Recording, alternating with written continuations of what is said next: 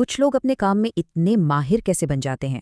چلیں Robert green کی کتاب ماسٹری سے جانتے ہیں۔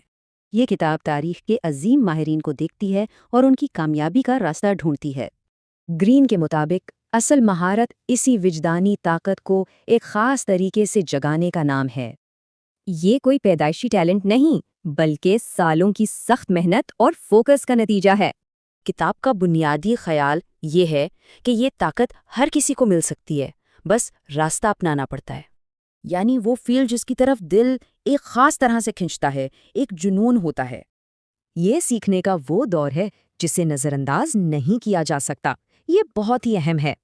اور دلچسپ بات یہ ہے کہ شاگردی کے اس دور کو 3 واضح حصوں میں بانٹا گیا ہے۔ ایک اچھا استاد سیکھنے کے عمل کو تیز کر دیتا ہے اور بڑی غلطیوں سے بھی بچاتا ہے۔ شاگردی کے بعد آتا ہے تخلیقی فعال مرحلہ، جہاں پرانے اصولوں کو چیلنج کیا جاتا ہے۔ لیکن گرین کچھ ایسی چیزوں سے خبردار کرتے ہیں جو مہارت کے راستے میں رکاوٹ بنتی ہیں۔